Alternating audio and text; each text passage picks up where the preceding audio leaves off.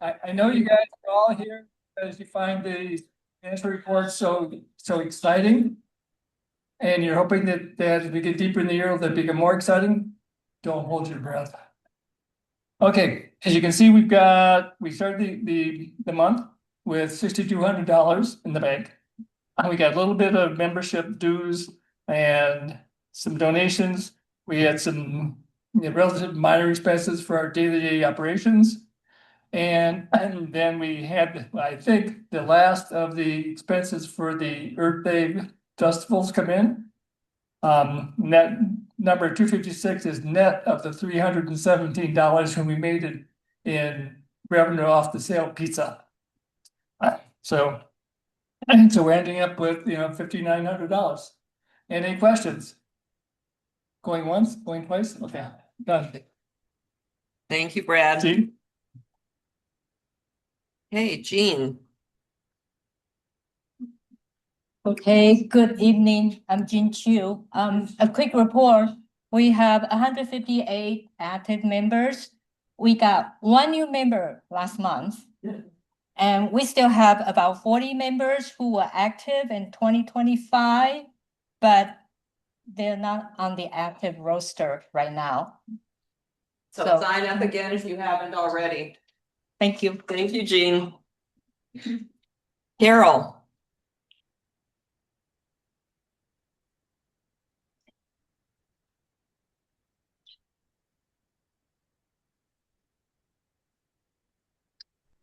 Carol, can we see your face a little better?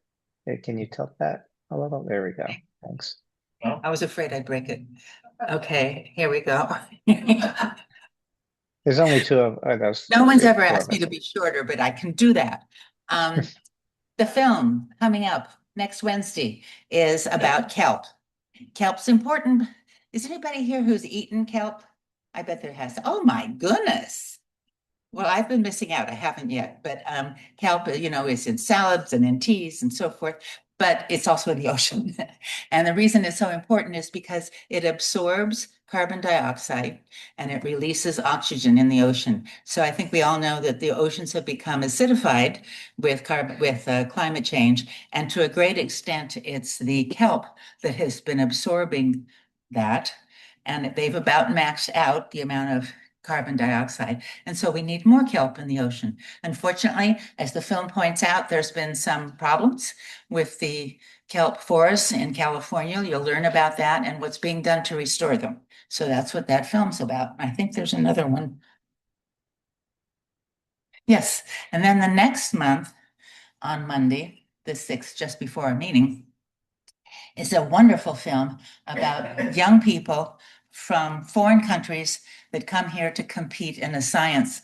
They're high school students in science fair. It's the biggest international fair. 1,800 kids come, and there's prizes, obviously. And they have to pay their own way. So part of the film describes how the kids raise money and manage to get here, and their enthusiasm for science and their determination to they address and try to solve climate problems that they have in their own country or in their own backyard even. So it's really exciting to see what they do. And we will have a local winner here with us on that afternoon at 2:00. So come. Thank you, Carol. Yeah, for everything. Legislative Committee, I'm just going to tell you about one of the bills that Sustainable Rossmoor has decided to endorse, which is AB 762, which would ban disposable vapes. Disposable vapes have batteries in them, which are a fire hazard. And the problem with them is that since they're disposable, people just use them and toss them wherever. They put them in the trash. They end up on beaches, in roadways, in parks. And so they're a danger to our soil and our waterways. So there's a bill to try and ban them completely. And it made it all the way through the Assembly, and now it's in the Senate, and we're hoping it makes it all the way through there. So that's just one of the bills that we've been working on in our committee. Friends of Tice Creek, Don.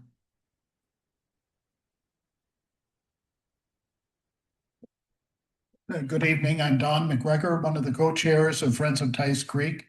Friends of Tice Creek is a creek stewardship group aligned with the Walnut Creek Watershed Council.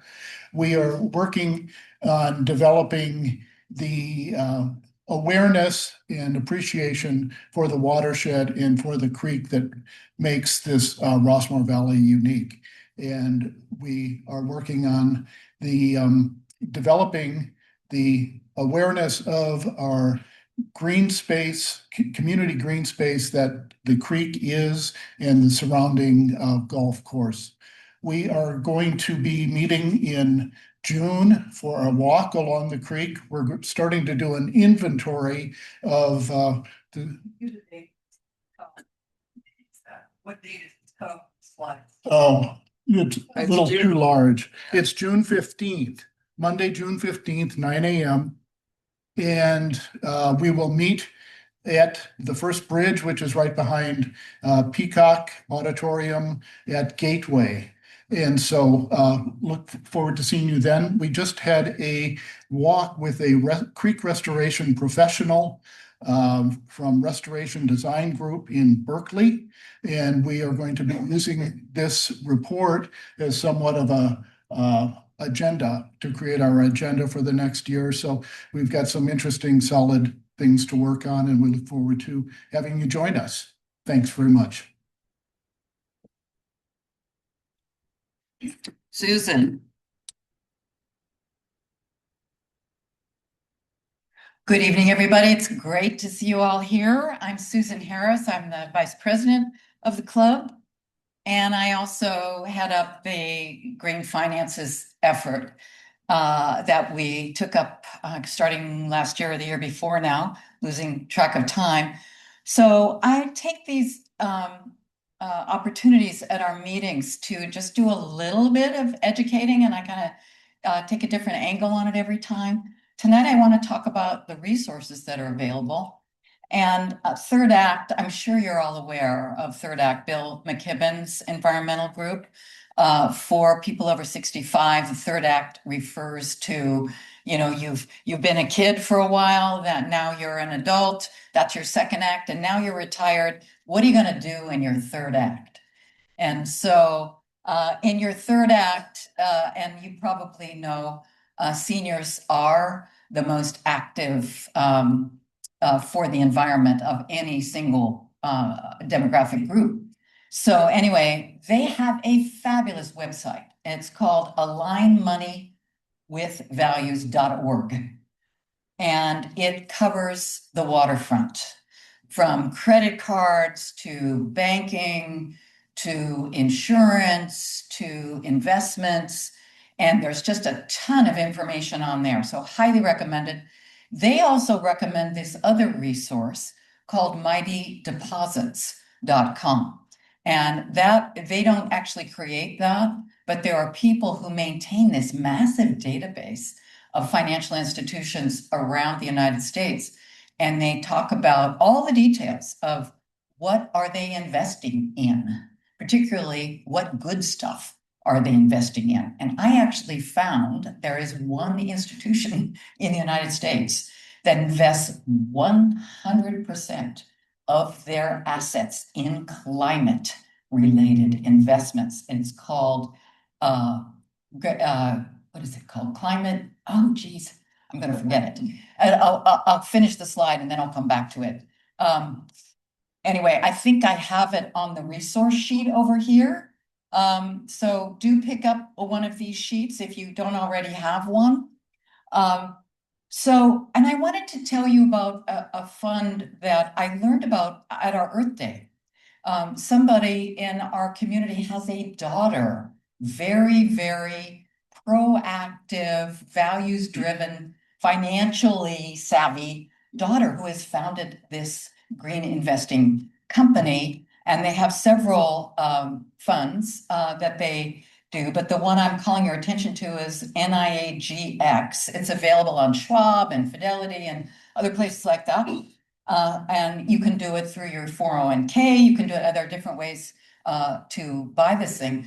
But they not only are fossil fuel free, They also look for companies that are really, really good on gender and people of color in their leadership and how they treat all their staff and all of that. I was really, really impressed reading about these young women, and it's female run, which is really interesting. So this election day, I want to particularly call out Beneficial State Bank, which was founded by Tom Steyer and his wife many years ago in order to bring funds back into the Oakland community, you know, for small business, for housing, for all kinds of stuff. They did this long ago. They've been committed to these kinds of efforts for a very, very long time. I actually go back to one of the precursors of this bank in my consulting practice, so it's really personal to me.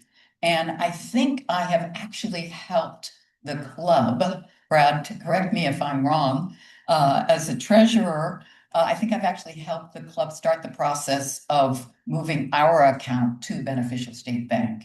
Is that correct, Brad? Okay. Sure. Okay, I can help with that if you need. Okay, and yeah, this is the sheet. Oh, thank you. You know, it's called credit, Climate Credit Union or something like that. No, Clean Energy Credit Union.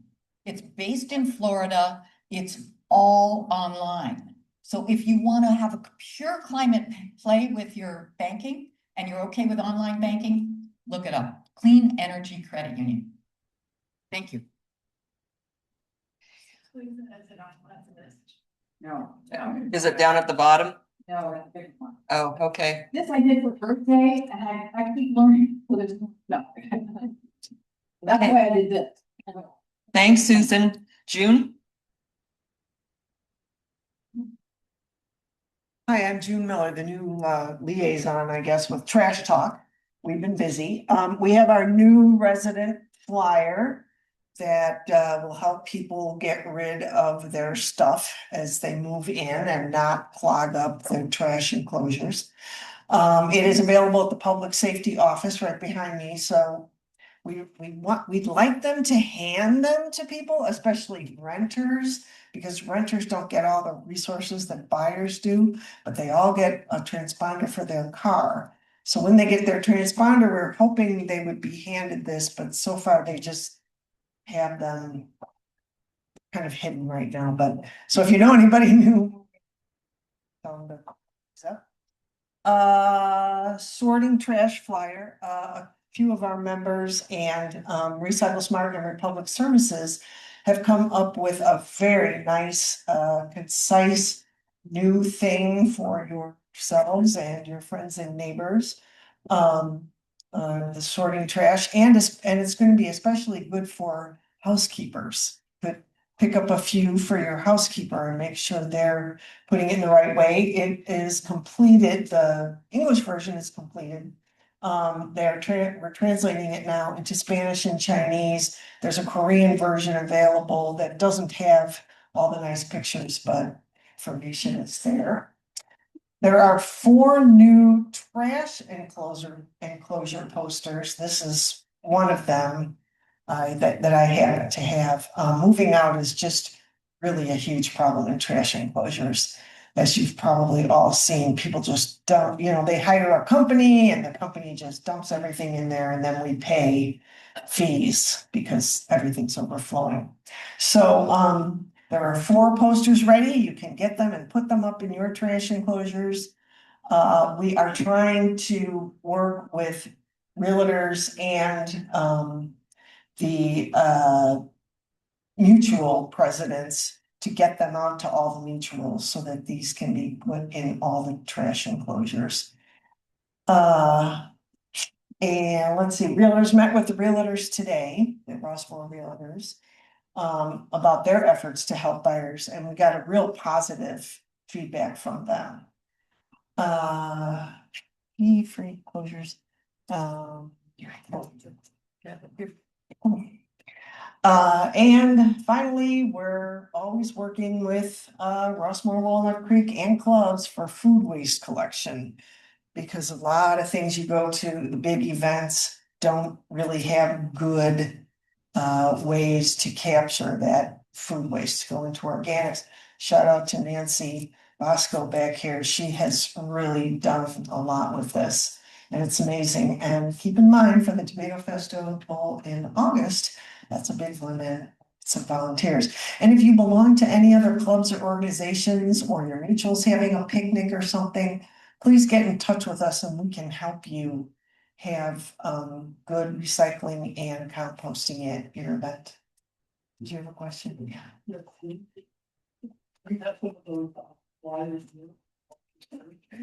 I do not. I did not have access.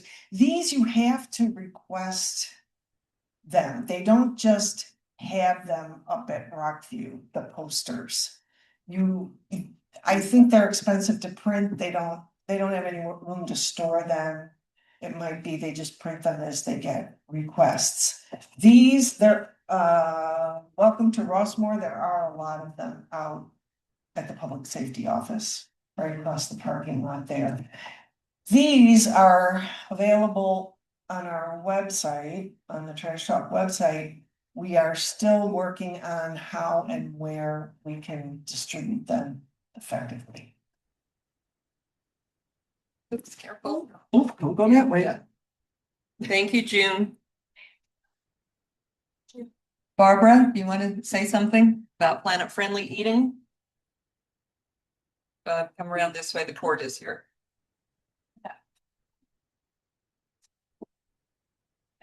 I just want to say that, first of all, I want to thank my Planet Friendly Eating Committee. I'm Barbara Gamble, by the way, fairly new chairman of the Planet Friendly Eating Committee. We're back up and running after a little bit of time off. And so we have had one meeting and have had some lively discussion about things that we would like to do. But our mission really is to educate the Rossmoor community about what is planet-friendly eating and why it's important for us to engage in that as much as possible.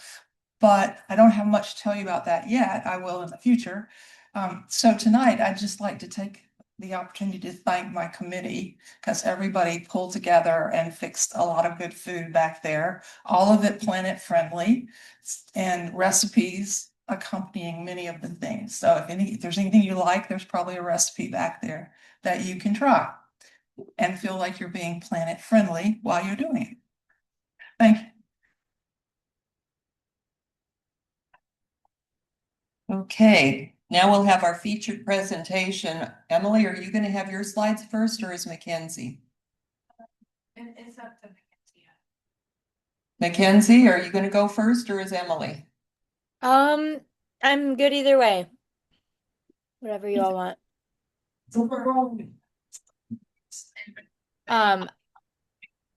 I can go ahead and start with the video unless anybody wants to go first, either way. All right, well, we need to have you introduced first, but let me see if I can figure out how to get your video up.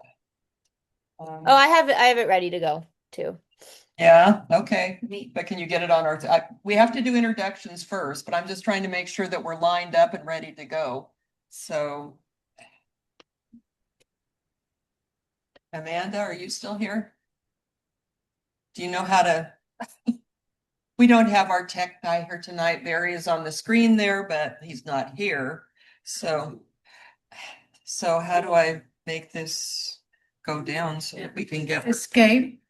Oh, Right. that's Okay. enough. Can I introduce? Okay, what? Okay, so we need so she's sharing her screen. We need to make her. Mackenzie, you able to share a screen? Yeah, just whenever you're ready, let me know. I can do it. Okay. Okay, go ahead and share it. And in the meantime, Jessica's going to introduce everybody. And let me just say, please don't ask questions until the end. Thank you. Hi, my name is Jess Clark, and I'm the Ban Toxic Pesticide Committee of Sustainable Rossmoor. So happy you're here, and so pleased that we have Mackenzie Feldman with us. She has a BS in Society and Environmental Studies from the UC Berkeley. and an MS in Agricultural Environmental Sustainability Services from the University of Texas. Mackenzie Feldman is an environmental activist from Honolulu, Hawaii. She is the founder of Rewild Your Campus and a 2024-2025 Obama Foundation U.S. leader. Mackenzie and Rewild Your Campus have partnered with more than 100 campuses and trained over 800 students and community members to improve thousands of acres and help millions of students. Also tonight, I'm going to just introduce both of you. We have, Allison Davis was not able to attend, but we have Emily Marquez, who's here. She's a senior scientist at the Pesticide Action and can you all hear me? Agroecology Network. Emily joined PAN in 2012 after earning her PhD in biology at Boston University. And she has done pesticide policy work at the state, national, and international level. She is currently a member of the California Department of Pesticide Regulations Environmental Justice Advisory Committee. Emily has done international advocacy work at the meetings of the Persistent Organic Pollutants Review Committee and the Stockholm Convention Conference of the Parties. Emily has done participatory research in pesticides, air monitoring with community members in California, Hawaii, Iowa, and Minnesota. She translates the science on pesticides and environmental health for PAN, writing blogs, reports, and technical comment letters to agencies. Please welcome Mackenzie Feldman. All right. Hi, everyone. Can you hear me? Yeah. I wish I could see you. I have no idea how many people there are or what you look like or anything, but yeah, thank you so much for having me and for having Emily. It's a real honor to get to speak with Emily. Pesticide Action Network. Well, I guess yeah, y'all have a new name now, but PAN has been just a awesome collaborator and like thought partner, mentor for our organization for a long time, and I've gotten to collaborate a bit with Emily over the years. So yeah, really nice to be here. And I think what like I'm in New York, so it's like a bit late here. But the reason I really wanted to do this talk is because it seemed like you all didn't just want to hear information, like you're actively trying to do something on your own like retirement community campus, which is great. And so hopefully the information that we give today is not only just informational, but can actually help you. The goal is like, yeah, to really kind of complement the efforts that you're already having, trying to do something on your own campus. So that's inspiring to me. We have a short video that we just finished making as an organization. So I'm going to play the video, and then I'll just talk a little bit about my organization, my work, and then I will hand it over to Emily. So without further ado, I'm going to play this. Let me know if you can hear it. You can hear it? Yeah. Sorry. Can you hear it? Yeah. Could you pause it for 1 second, Mackenzie? Sorry, I'm Yeah. trying to. I pinned you as a speaker, but then I have to unpin you.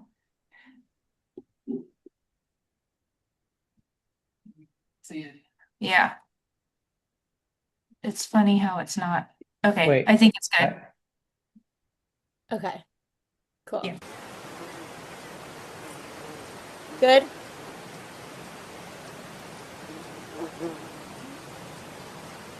Good or right now we're just hearing static. but you can't see the screen? We can see the screen.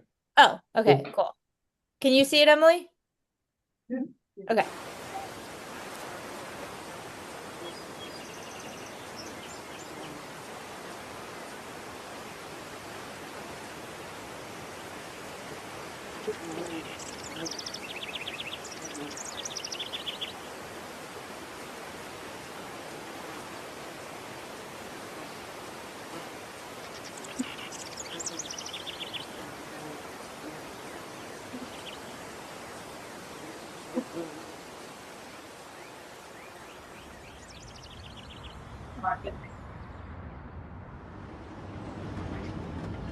We used to spray chemicals. It was pretty much the standard procedure. We would see visitors or students laying down on the lawn. You kind of worry what they would be ingesting or on their skin. Students, neighbors, their children, dogs in the morning. It's always made me nervous treating with herbicides traditionally. Toxic synthetic herbicides really don't need to be used for aesthetic purposes on campus green spaces. You just expect that the grass that you're laying on is safe. Popular weed killer Roundup. Roundup. The couple's cancer was clearly caused by exposure to Roundup. The key ingredient, glyphosate, is probably carcinogenic to humans. People are dying. People are getting sick. And they have no idea that it's being caused by Roundup. My name is Mackenzie Feldman. I am the founder and co-director of Rewild Your Campus. We are a women-led organization that works with schools across the country to eliminate synthetic pesticides and help groundskeepers transition to organic, regenerative, biodiverse landscapes. Rewild Your Campus started one day on the beach volleyball court at UC Berkeley back in 2017. I showed up for practice one morning and our coach had said, "Be careful, they sprayed a toxic herbicide around the court." We're all young women in reproductive age with skin exposed. 2 years after the World Health Organization had declared glyphosate a probable carcinogen, and we asked the grounds manager, what would it take for you to stop spraying? And he said he is willing to do it, he just doesn't have the staff to pick the weeds by hand. We ended up getting a grant to bring in a professional who trained the groundskeepers on how to do organic land care at 2 of the largest green spaces on Berkeley's campus. We formed a student group, we got the student government involved, we got classes involved and professors. When students learned that they were spraying toxic pesticides around campus, they wanted to do something about this. We organized student groundskeeper weeding days where students would go out with the groundskeepers, build relationships with them. We went to the UC President's office, we spoke at a ton of Regents meetings, we got 25,000 signatures on a petition, we did a letter writing campaign, and we did a lot of work to push the UC system to phase out the use of glyphosate and reevaluate pesticide policies on the campus. There's a big change coming to UC campuses, in part thanks to a former UC Berkeley volleyball player committed to making a difference. UC President Janet Napolitano issuing a temporary suspension of the use of glyphosate-based herbicides at all UC locations. When we first heard that Berkeley was going to stop using chemicals, the majority of the groundspeople were relieved. This wasn't just at Berkeley, this is the reality of most campuses across the country. In the first case of its kind to reach trial, Dwayne Johnson is suing Monsanto, the maker of Roundup. The 46-year-old blames his 2014 cancer diagnosis on Roundup's active ingredient, glyphosate.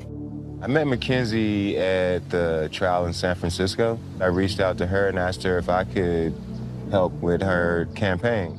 Lee Johnson took all the precautions, he wore his protective gear, and he still got cancer. It just lit a fire in me. We brought him to Hawaii, and after he was able to tell his story to the Department of Education, they decided to ban herbicides from every public school in the state of Hawaii. It's really a critical time on this planet. And it's shocking that at the university level, there isn't this awareness. Nobody should have a job that is contaminating themselves as well as the world around them. We were able to get the University of California to ban glyphosate. And not only ban glyphosate, but really commit to taking a proactive approach to herbicide and pesticide use in general. From here, our movement just exploded.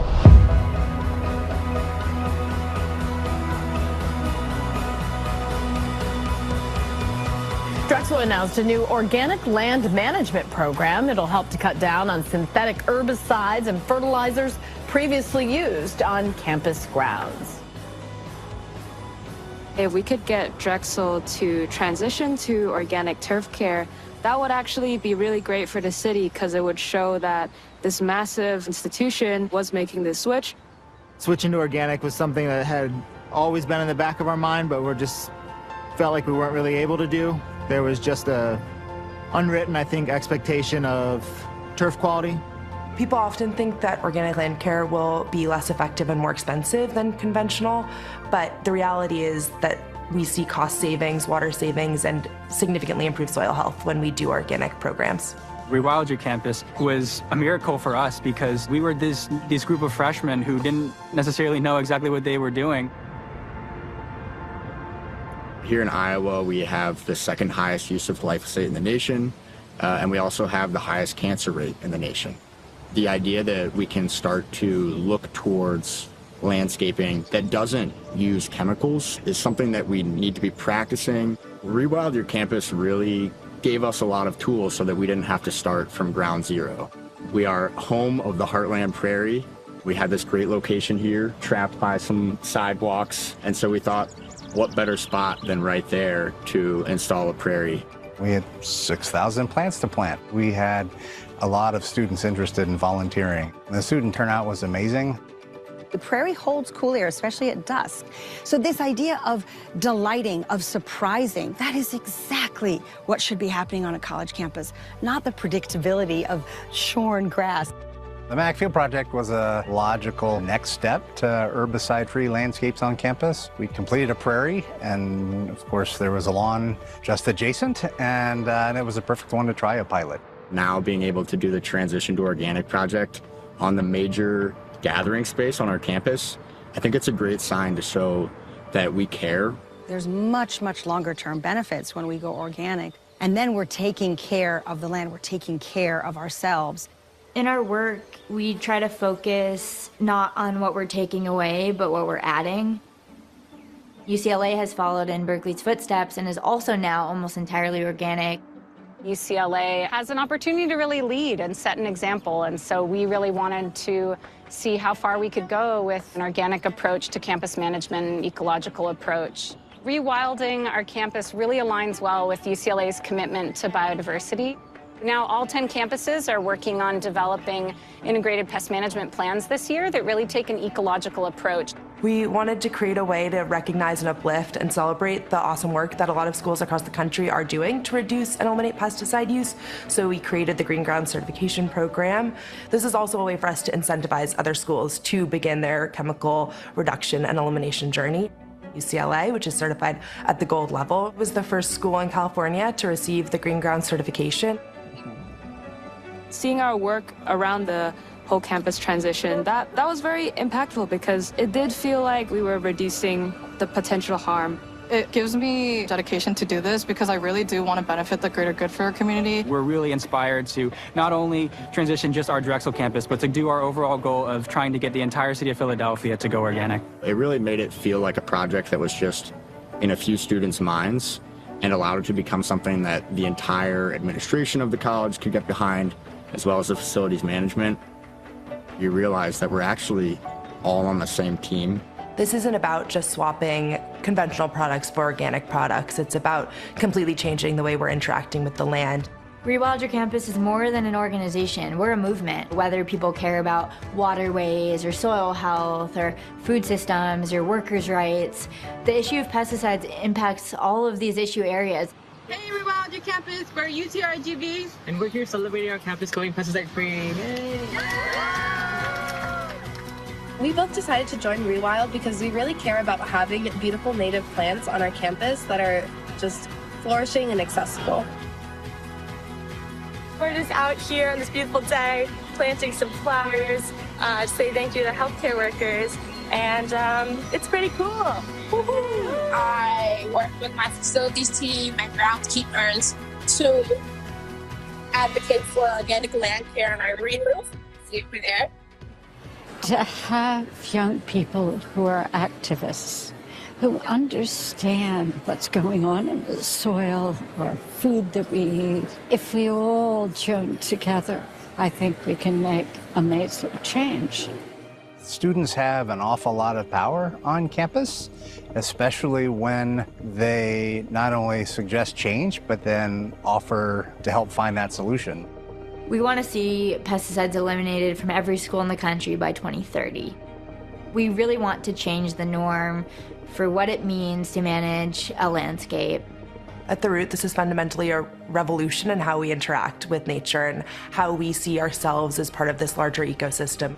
What I like to tell people when they feel overwhelmed by the state of the world is that we can all make change. And that's why I love this movement, because it really focuses on changing the literal landscape right where your feet are. You're becoming a change maker, and you're gonna have the tools that are gonna help you for a lifetime be an active citizen that is continuing to make an impact.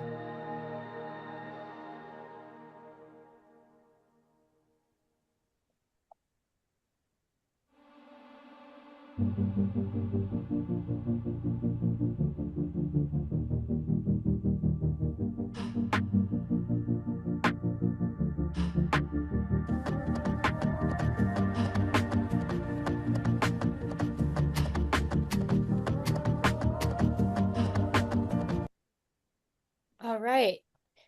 Thank you so much for listening to that, and watching that. Um, I I just want to do a time check. How much time do we have, like, do I have? Because I can also just talk for a few minutes and then hand it over to Emily, but I want to check. Oh, take your time. I think that sounds great, Mackenzie. Okay. Sounds good. Well, yeah, that is a bit about the origin of how we got started and what our work looks like now. And yeah, so we mostly focus on working with universities, but that being said, like, we work with a lot of also K through 12 schools and can provide resources to folks like you guys if you're, trying to um, eliminate pesticides from your living community. I wish I was there in person so we can discuss. I'd be curious to know, like, what are the current practices on the ground where you are, and, like, what have you already found so far? But I'll just kind of go through a few slides. I mean, I think beyond universities, really with so many landscapes in this country, like, this is typically what it looks like, right? It's like lawns that require or that use a lot of toxic pesticides and fertilizers, and this is the default landscape. So, not only problematic because it uses a lot of these harmful chemicals, but also just requires a lot of water and really adds no biodiversity to our ecosystem. And so when you add up not just the universities, but the K through 12s, all the landscapes, the different types of green spaces, it's a lot of land and a lot of potential to reduce chemical usage and also increase biodiversity. I'm just going to skip through this. Here are some of the schools that we're currently working on. Here's just some numbers of our impact. These are, how many students have been protected from toxic pesticides. You saw in the video, we got the University of California system to really dramatically change, the amount of pesticides that they're using, and really stop using a lot of harmful chemicals. And we're still working with them to transition all 10 of their campuses to organic. We have our certification. We've certified 19 campuses, and then we have our boot camp. And if I have your contact information, I can share. Our next boot camp is going to be in August, and so if any of you are interested in attending that, we get a fair amount of community members, and that's when we'll go more in depth about how you can bring this to your community. But really just wanted to go over a couple things. One is, when we talk about organic land care, it's really not just a product swap from using conventional products to organic products. It's really, the approach is really looking at the health of the soil and just changing cultural methods. So instead of, applying a fertilizer, we're applying a compost tea, or we're aerating the soil to reduce compaction, or composting, and mulching and overseeding with grass seed, and all of these different practices instead of having to use chemicals. So yeah, there might be like an organic chemical that we suggest, but it's really less about using products and more about just changing the cultural practices. So we have pilot projects going on right now at the latest one is Santa Clara University. We just started one at Stanford. We have University of Iowa. We did one at Berkeley, and the goal with the pilots is we train the groundskeepers how to maintain a couple sites on their campus organically, and then they're able to now have the skills to be able to transition the entire campus. So at Drexel, for example, you saw in the video, the students brought this campaign to campus. They got the grounds to approve a pilot project at Drexel Park, one site on campus, and then once the grounds team saw that it was actually working really well, they decided to phase out the use of herbicides from the whole campus. So I would say, I don't know the status of what your work looks like right now, but what I always say is like a pilot project is a really good idea, like showing, and if you need an expert to come in and help do the training, we have folks that we've worked with that are working at, Stanford, just nearby, and who worked at Berkeley, and showing that, hey, you can do this little area organically and it's working well, then they'll be, more motivated, I think, and less afraid to continue those practices throughout your whole grounds. And then rewilding is not just about, converting a lawn from conventional to organic, but rewilding is really looking at the site and thinking, how can we maybe remove the lawn and plant something else instead? Like you saw in the Grinnell video, students manually helped remove the lawn and plant a native prairie. And rewilding, saves an immense amount of water, increases biodiversity, pollinator habitats, all of those really good things. And here's some of the schools that we've done the rewilding projects on. And I'll just end with the certification. I would love to see Rossmoor get green ground certified. Here are the schools. Most recently, we just certified Harvard, and we're about to certify University of Wisconsin-Madison. And we've also certified non-schools. So we've certified, and here you get like a signage like this, which would be fun to put around your grounds. We've certified like the LA Natural History Museum, a nature center in Connecticut. We certified Grant Park in Chicago. So it really doesn't have to just be for schools. And that's a great thing, I think, as a goal and an incentive to get your decision makers to agree to this, because everyone likes being rewarded for the practices that they're already doing. And then you can join this network of all of these other types of campuses that are managing the grounds sustainably. Yeah, I'll send you info about the boot camp if you're interested in doing that. It's online. The next one will be in August. And I'll skip over that. Okay, so that's it. Here's our website, rewildyourcampus.org. My email is here. And I think Emily will be collecting contact info. If folks want to leave their emails and join our newsletter, if you want to support our work and donate, that would be amazing. It's been a really hard year of keeping the organization running, to be quite frank.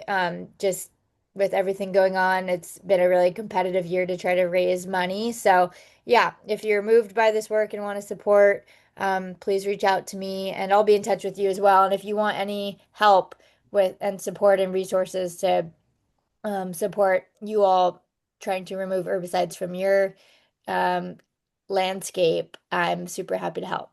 So yes, that's my presentation. I will stop sharing and now turn it over to Emily. Thank you all so much for listening. Thank you, Emily, or sorry, Mackenzie. Quick question though, before Emily starts, are you gonna want to do Q&A now, or do you want to wait until the end? I know you're on East Coast time. Whatever's better for you. I'm happy to stay on if you want to just do it at the end. Okay, that would be great. I just didn't want to keep you if it's your bedtime. No worries. I don't mind. I enjoy these, so it's all good. Okay. All right, let me see if I can find your slides, Emily. I have the sign-on sheet, and this is really grassroots, because my colleague made it, but it has a call for rewild if you wanted to sign up for one email alert, but not the other, then please feel free.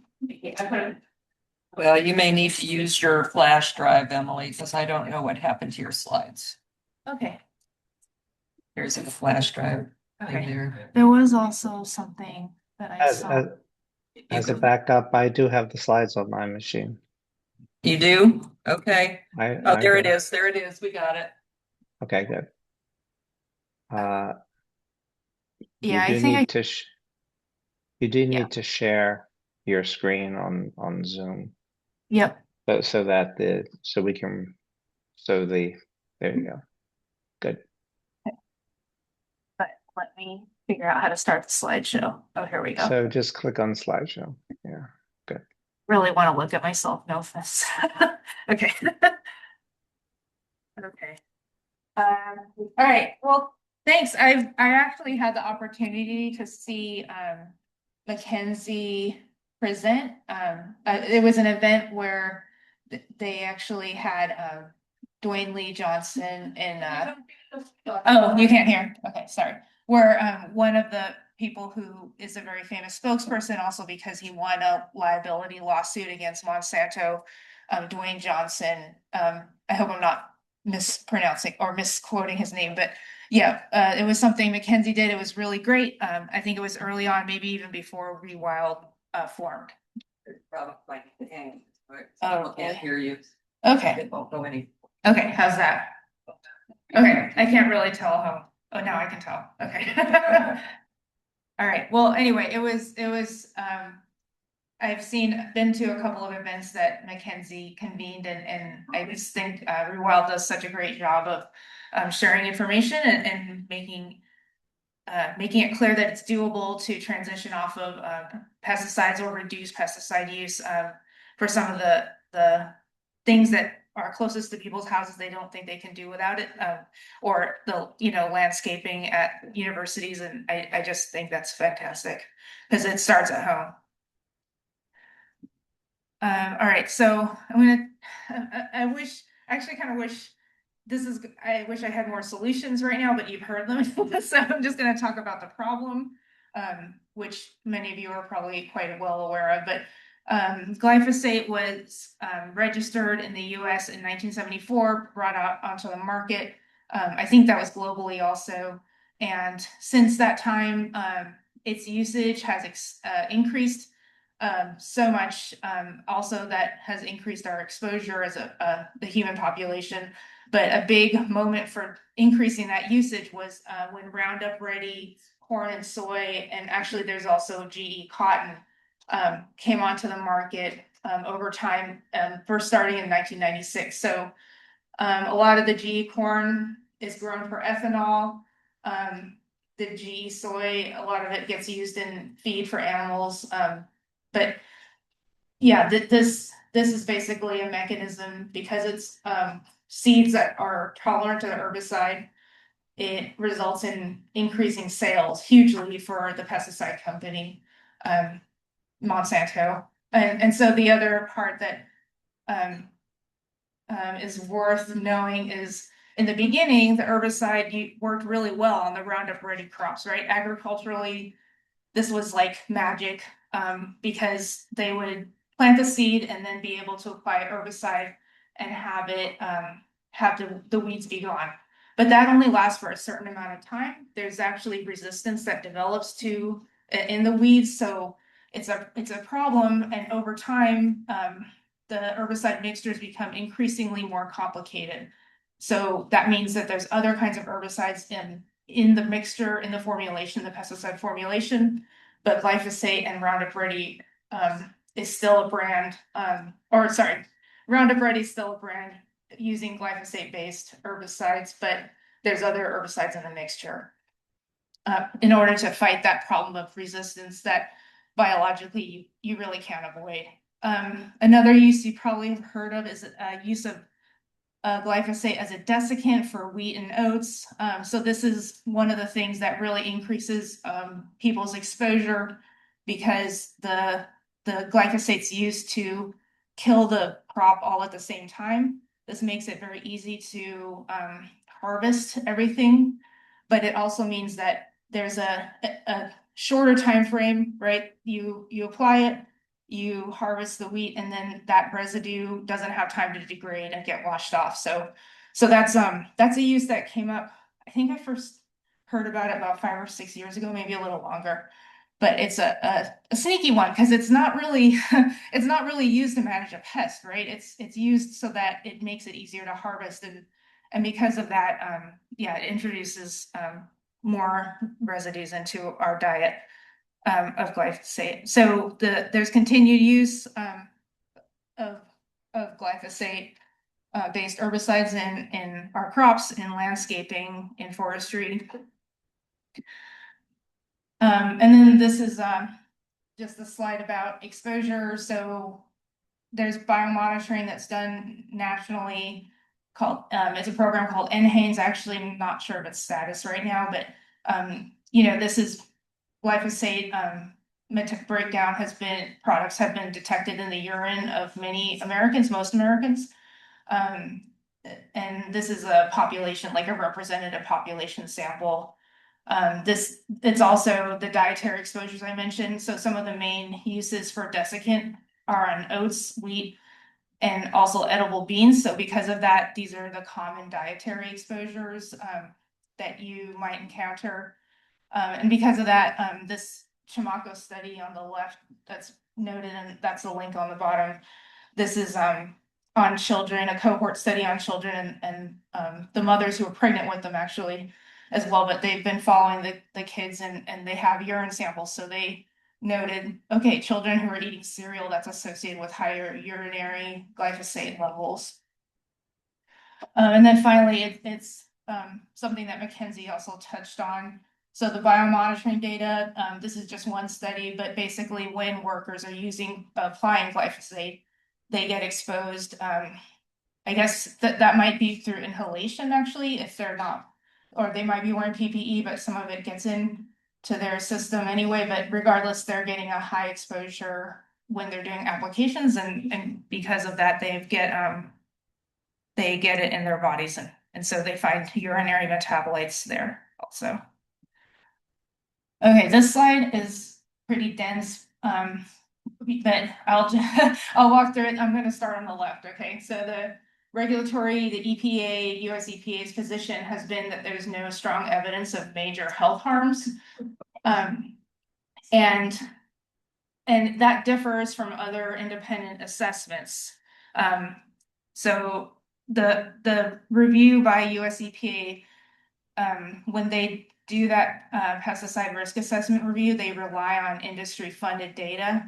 A lot of it's protected by confidential business information. So you just see like this very short record that indicates there was a study submitted, but we don't really know what goes into it. And they're not peer reviewed like a journal publication would be.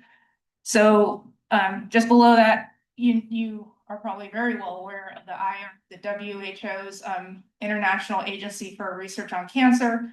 They evaluate different industrial chemicals, different compounds that might increase cancer risk over time.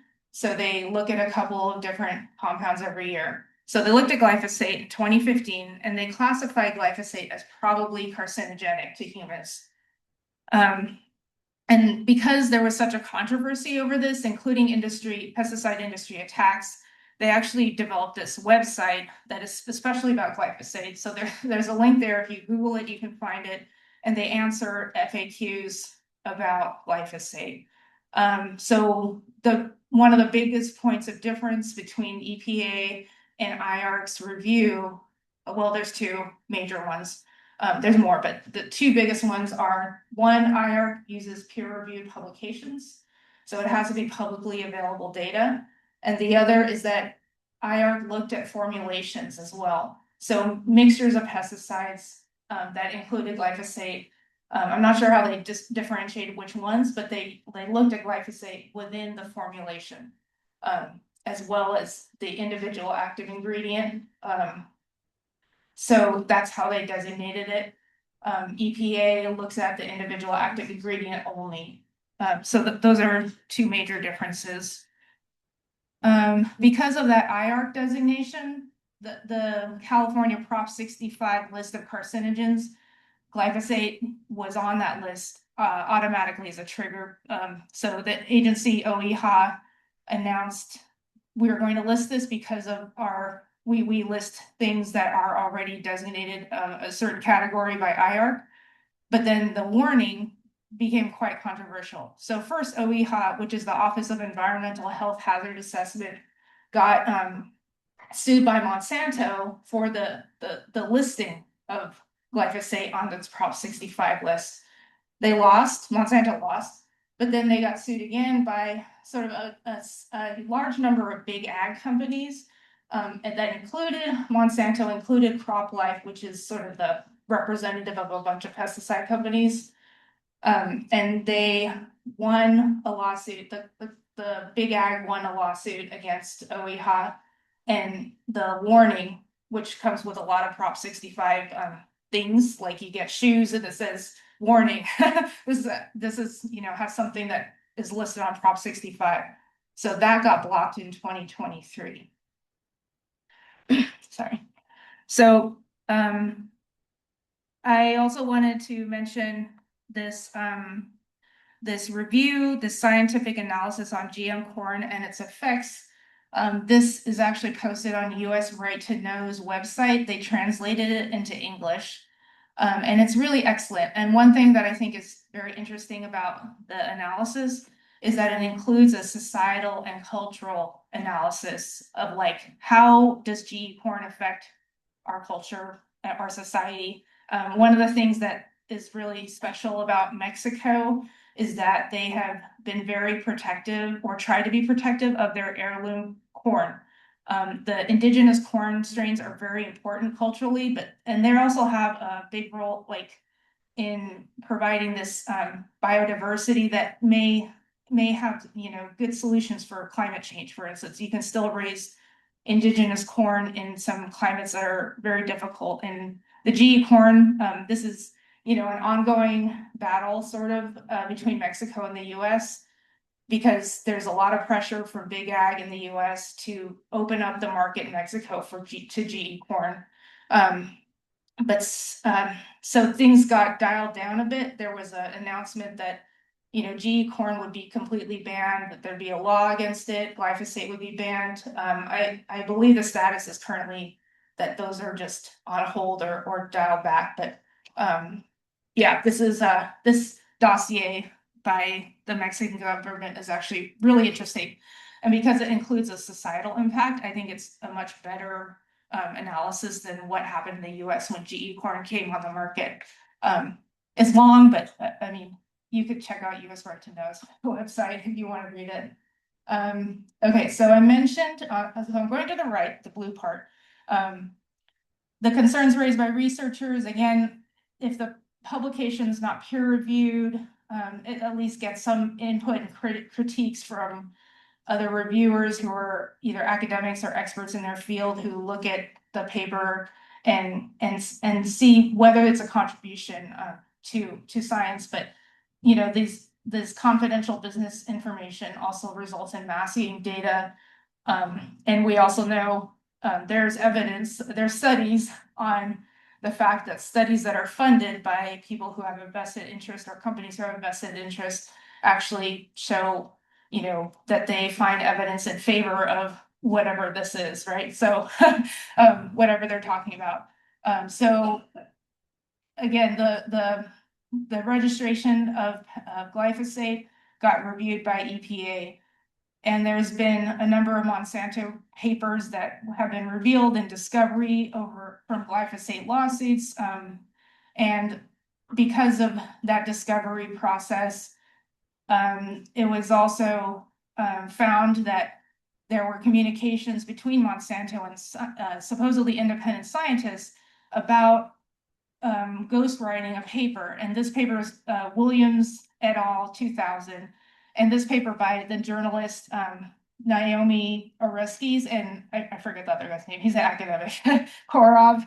They wrote about this. They wrote about the communications between Monsanto and these academics. There was minimal disclosure of the academics' ties to the pesticide industry. And then it turned out Korov and Oreskes actually looked at how many times this Williams paper was cited. And it was one of the top, you know, it's basically the top paper cited in so many references that are about glyphosate, basically stating that glyphosate's safe. And because of that, this paper, Korov and Areski's actually, their paper helped get the Williams paper retracted, because those undisclosed industry ties were they didn't know that this paper was ghostwritten. But I think also it's, in some ways it's too late, right? Because the pesticide registration already happened at the time that they made use of this paper. Although now, I mean, it's known that this happened. And then I'll just say,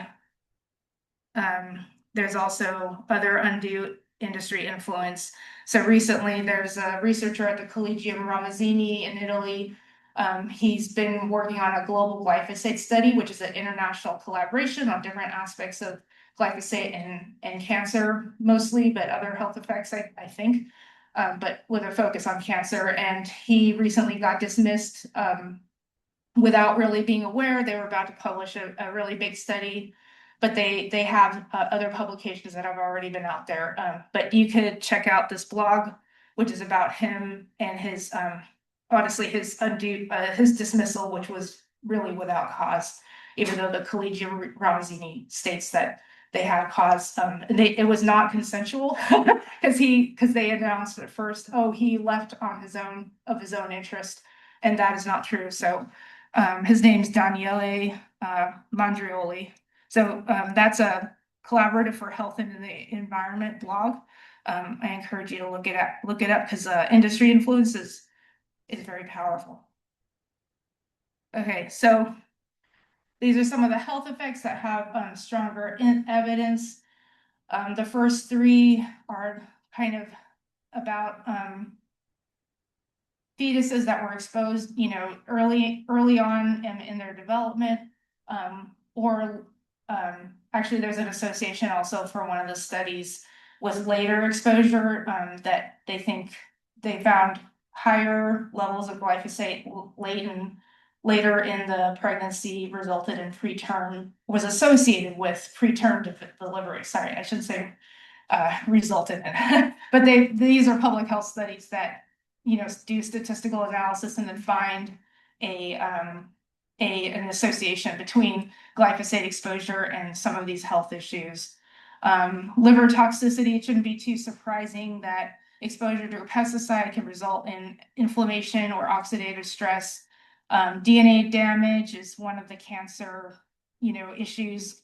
So the association with cancer is sort of indicated. And all of these, impacts, I mean, they go back to the fact that a pesticide is not poisonous in just one way. There's multiple kinds of health effects that could occur. Endocrine disruption appears to be associated with reproductive axis. And the list could go longer, but I think those are some of the top effects. And then recently there was a meeting in University of Washington in Seattle, and the researchers there released a statement on glyphosate and public health that you can also check out. And then finally, I think this is almost final, but new studies every month, there's a lot of research on glyphosate, and they reveal other little factoids. Each study is a little brick in the wall. And so there's more being learned as time goes on. Unfortunately, because the pesticides on the market, a lot of times we're 30 years behind, the science. The pesticide came on, there's discoveries made about that it's health harming. And then by then it's time to get rid of the pesticide possibly. But that is a very long battle. I worked on chlorpyrifos for a long time, and that preceded me by, I think, 20 years. And I've been at PAN 14 years now, starting my 14th year. So just to add, there's an important context, right? Individual studies aren't necessarily the one thing, this one study is not the whole of it, but there's also a consensus or weight of the evidence that comes over time as each bit of evidence accumulates and gives us a better picture. Okay, so this is a list of takeaways. Glyphosate use continues to increase, exposure is widespread. There's independently gathered evidence of major health impacts. Scientific evidence continues to evolve to reveal more information. And independent research is really essential. And then precautionary principle is great. Taking a precautionary approach is very important. And there's a lot of steps between, you know, an outright ban and reducing the usage. But those steps can be taken, and it's really important to start thinking differently about how we rely on, or do we need to rely on pesticides. And then this is information about some of Pan's current work on glyphosate. I'll call out, okay, so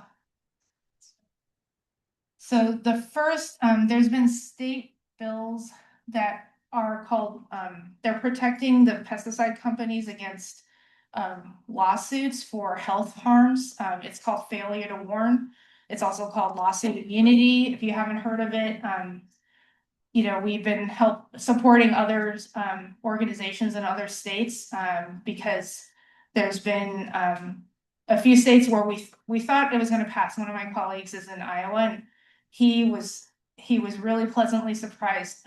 Folks in Iowa did not go for failure to warn or for lawsuit immunity, excuse me, for the pesticide companies in the state. But you know, this kind of information needed to be put out there. Also, folks didn't know what it was. The representatives weren't totally familiar with what it was. So there was a pretty big public outcry. In some places it did pass. This lawsuit immunity for health harms for pesticides did pass in a couple of states. But so far it hasn't made it into the farm bill, the federal level. So folks are definitely keeping close track of it in my world. And then there's going to be a story map published on glyphosate's life cycle, about trade internationally, how it's made, how it's applied. That hasn't come out yet, but we're working on it with other colleagues in the environmental health world. And then there's been blogs about Bayer, Monsanto, letter writing campaign. This is again about the lawsuit immunity. That it was language that snuck its way into the farm bill, which is a federal ag bill, but it got taken out. And then there's also other publications. So the pesticide takeover, I actually haven't read that, sorry. I can't talk about it. And then also there's a map that Pan hosts on his website that uses the pesticide use data that's released by the state of California, and it lets you look at how much pesticide or of how many pesticides or what kind of pesticides are being applied near you. So if you just enter your zip code, you can take a look. I think that's it. Okay. Thank you.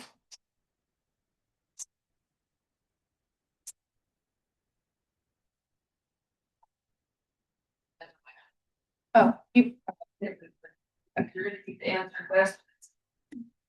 Thank you, Emily. Thank you, Mackenzie. We have a bunch of questions now, and I think Brad had his hand up first. So is this for Mackenzie or for Emily? Okay. Emily, one of the things that you said was that glyphosate can be as a delegate to try sensory rates.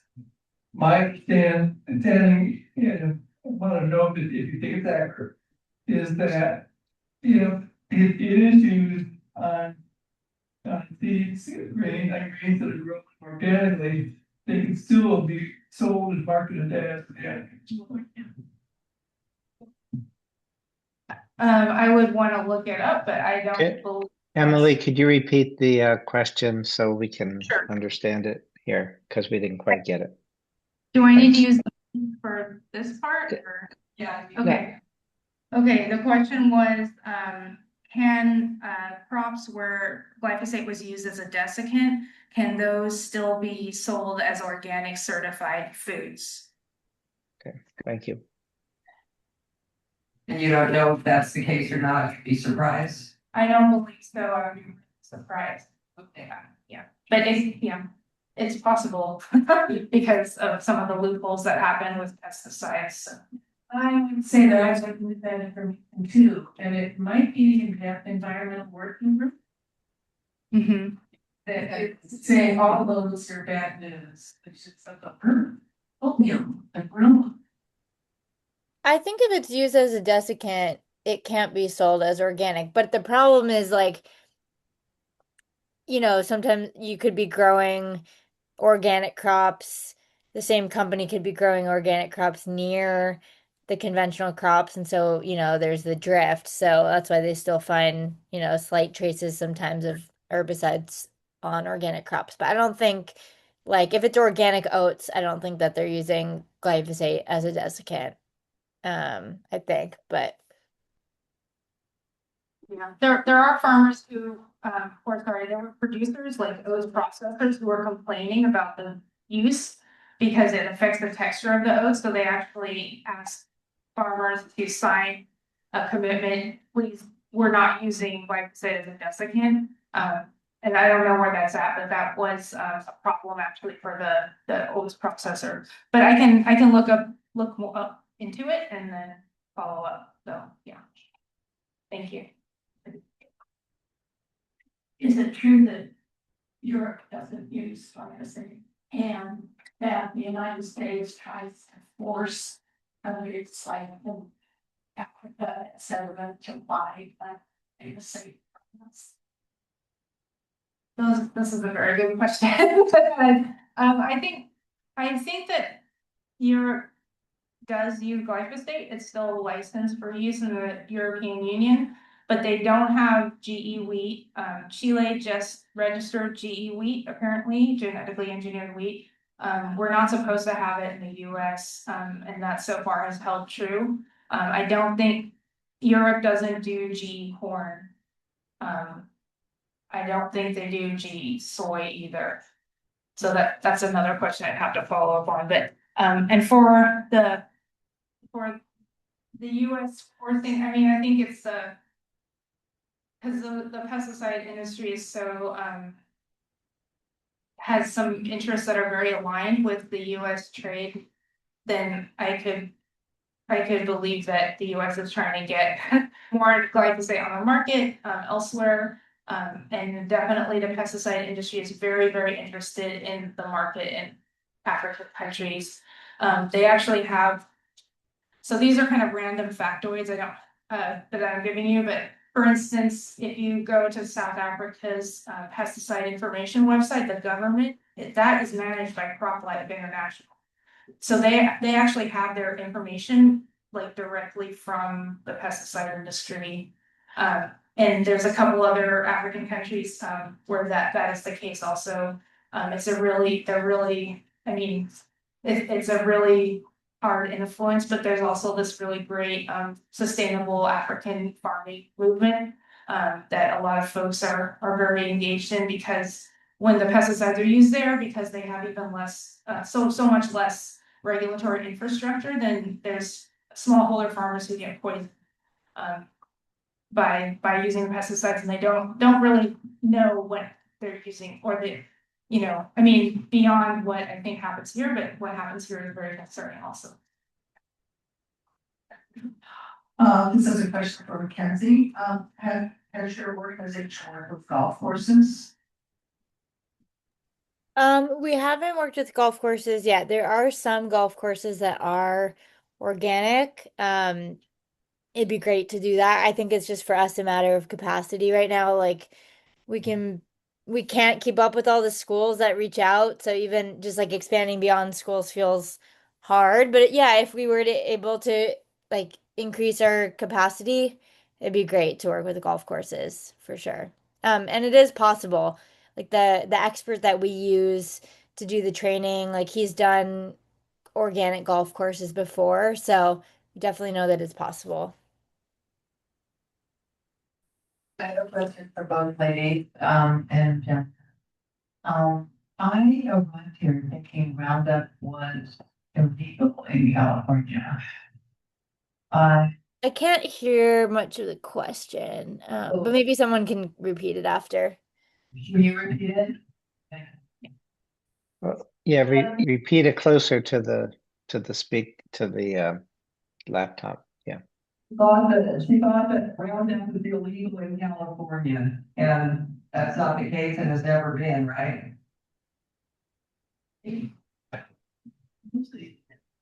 I couldn't really hear that. Yeah. Emily, Oh, could you repeat it into the laptop? Is Roundup is it illegal in California or has it ever been? No, it's legal, yeah.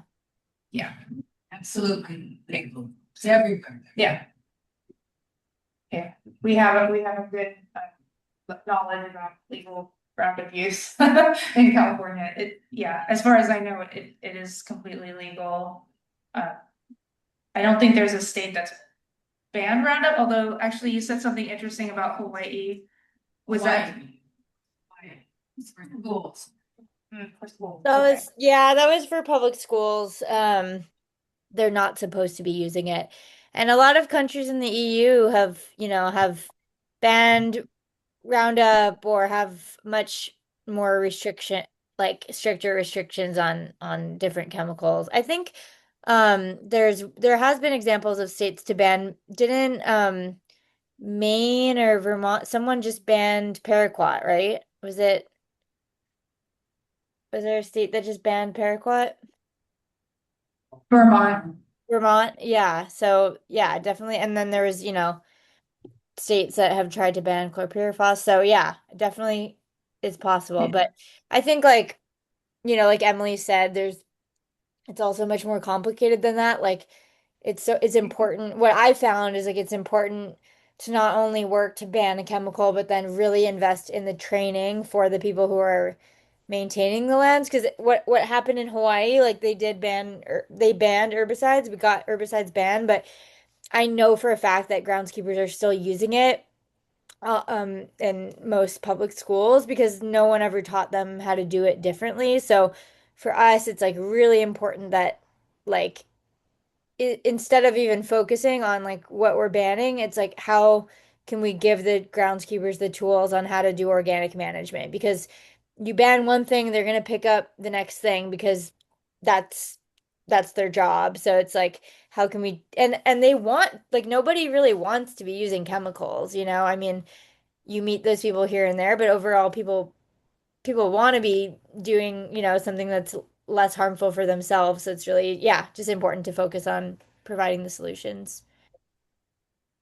Right, the alternatives are really important. I worked on the Stockholm Convention listing of chlorpyrifos and a lot of countries. I mean, there were like over 50 specific exemptions requested. I don't know if those will actually be used, but we provided information on alternatives to some of the crops that we knew would come up for requests, but that alternatives work is really, really important. And also, I mean, you don't want regrettable substitutions like the next pesticide that pops up could be worse or it's just less known about it and it's just bad. Those things of course happen. So Yeah, I have a question for Mackenzie. I noticed something along these lines that said, 5,000 acres. And, our Rossmoor actually is about 2,000 acres. Not all of it's being, that's a lot of natural. But what is the largest area that you worked with that you had an impact on? Largest project you had? Single adjacent area, maybe. Like, which school were you did have a large number of acres on? do you want me to repeat the question or? I think I got most of it, but maybe just in case, yeah. What's the largest acreage? Because the question asker asked about the slide that said 5,000 acres. So what is the biggest space that you've managed to convert for the sustainable landscape management? Yeah, that's a good question. I guess our work has impacted land management in a variety of ways. So with the pilot projects, for example, that we've done, and we've done that at maybe like 8 or 9 schools at this point, and those all involve taking pretty small amount of acres, like half an acre, a quarter acre, maybe an acre each, and just doing like 2 to 3 sites. And that's where we're doing like intensive organic land management. So it's like getting soil samples, looking at the biology, looking at the chemistry, putting this comprehensive training together, and then from there, like I said, like the grounds kind of like knows how to do those practices, and then they expand that to the rest of campus, which could be like a couple hundred acres on the campus. Um, and so, but the 5,000 acres, like that also includes like at the University of California system, there's 10 universities. We didn't do pilot projects on each of them. We did it just at UC Berkeley. But then we got the University of California system to um, like phase out the use of glyphosate. There are exceptions to that, but like generally phase out the use of glyphosate. And then they've all adopted like integrated pest management committees. And so as a result, like all 10 of those campuses use a lot less toxic chemicals than they used to. So I guess in that sense, when you add up all those acres, that's the thousands of acres that we've like impacted. Um, but those weren't all doing like organic pilot projects, if that makes sense. Like usually our work there is just like we focus on, yeah, a small amount and then but you don't always have to do an organic pilot project on a space. Sometimes it's just like the grounds will just, um, start using less chemicals and not have to have that like, um, so yeah, I guess it kind of like depends. Like the organic pilot project is really when there's a school like Stanford that's like, I want weed-free, pristine, perfectly green manicured lawn, and I don't want to use any chemicals. That's when we kind of do this like intensive project. So yeah, hopefully that answers the question. So it depends on your standards. The golfers that have high standards. I think this is a question for Mackenzie. One of your colleagues in the video talked about how people expect it to be much more expensive. And then I think she said actually there were cost savings. And here at Rossmoor, one of the main things that we're going to try to do is to get them to stop using glyphosate on golf courses. And I'm pretty darn sure that the first question, or maybe the second, from the decision makers is going to be, well, how much more is that going to cost? And I've been talking with people at golf courses and I'm having a hard time getting answers on costs. And I think you just mentioned there's a difference between going totally organic, like in your pilot projects, and needing where places want really pristine environments, like natural landscapes. And I think that's probably more akin to what the golfers here are going to be asking for. Have you looked at, or do you know anyone, maybe it's for both of you, the question, who is really looking at the cost issue and that we could talk to get some ideas about converting from glyphosate as your main weed killer to something that is, if not entirely organic, certainly substantially organic? Yeah, I can start, and then Emily, if you want to chime in as well. So just to clarify, Rossmoor has like, you have a golf course, and then you're trying to get like herbicides or Roundup off of the golf course, and then you have your like living campus as well. And we have natural too. And what? And we have basically wildland too. Wildlands. Yeah, I mean for the golf course, like in terms of the cost, again, it depends. If you have an area that's like really not using a lot of chemicals and then you're going to convert it to like organically managed areas, it might be more time intensive and more cost. But like when you're, yeah, comparing, when you have an area that's like using a good amount of synthetics already and then you convert it to organic, oftentimes there's like a 30% cost savings. Also immense water savings because the healthier the soil, the more that water can be maintained. A golf course, it is difficult. Like going organic, that is like the only type of space where it's like it's gonna take a good amount of care and time to manage a golf course if it has high standards organically. But also I'm guessing it's not just glyphosate that, glyphosate is just is used for spot spraying. So I'm guessing that a golf course, is probably also using pre-emergents.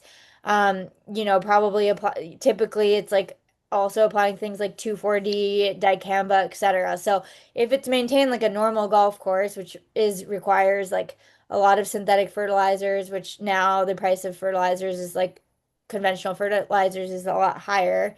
Um, and then the typical kind of like yearly herbicide use.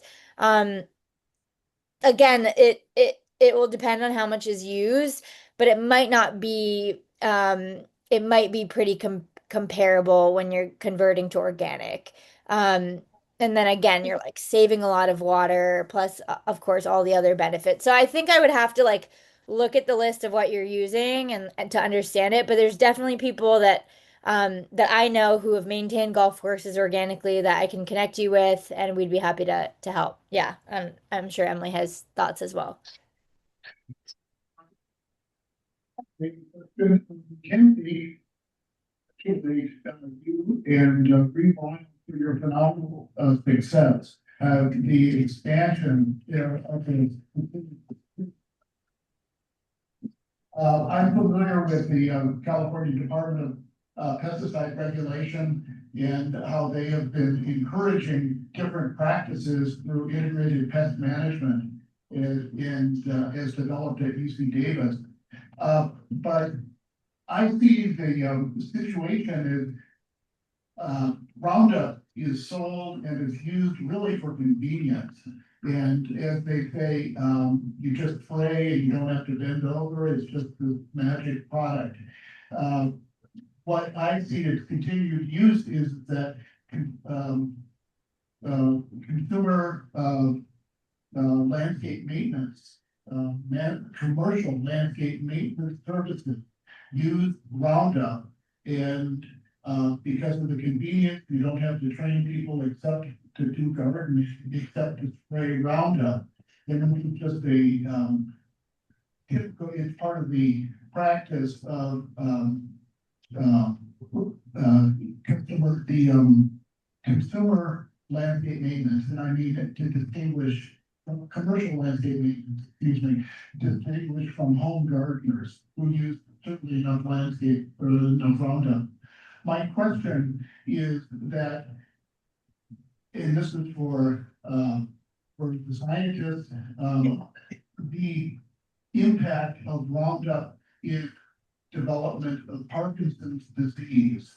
So here in Roundup, here in Rossmoor, we have a lot of people who live close in their homes are next to what is commercial landscape maintenance, and the spraying of Roundup very close to our windows, to our doors, and these are all commercial landscape maintenance practice.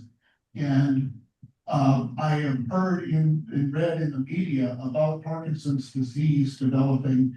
Do you have any information about Parkinson's and glyphosate? Oh, go ahead. I do. I do. It's not, hold on. Oh, yeah. It's not.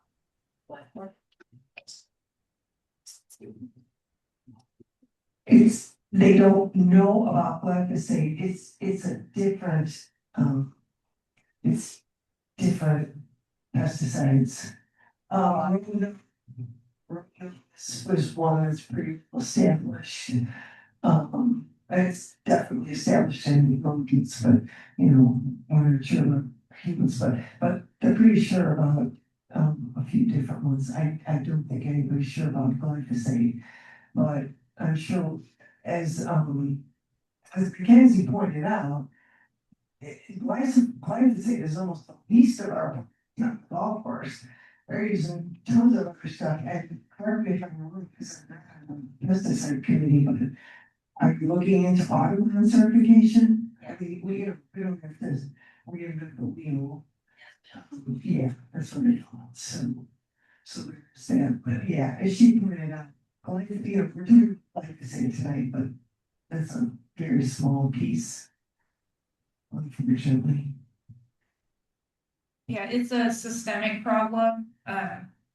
The reliance on pesticides, I'm familiar with the Roundup Association. I think it's used on roses, but there's a great researcher at UCLA, Beata Ritz, RITZ. I can get her name to you.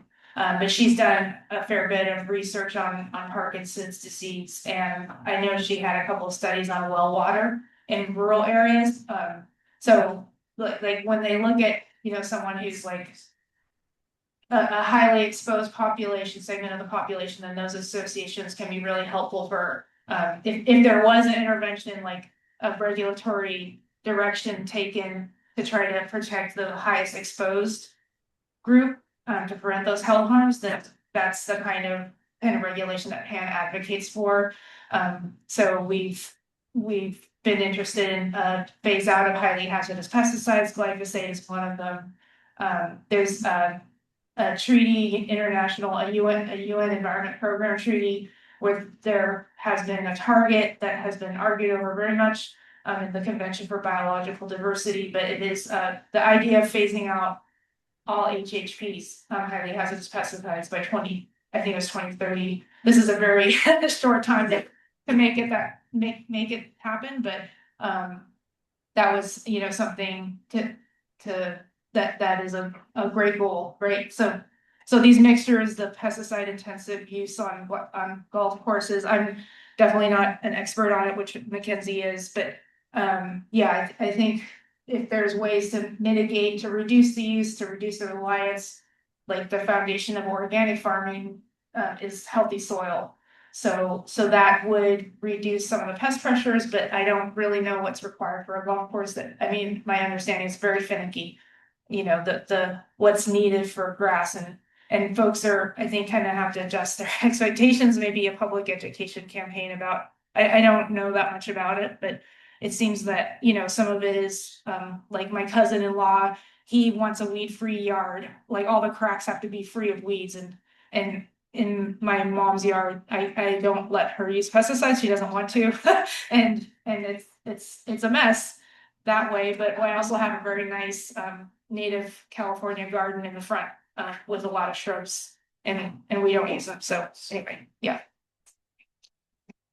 Okay, I think we've got time for maybe one or two more questions. Does anyone have anything else? Okay, well, thank you so much.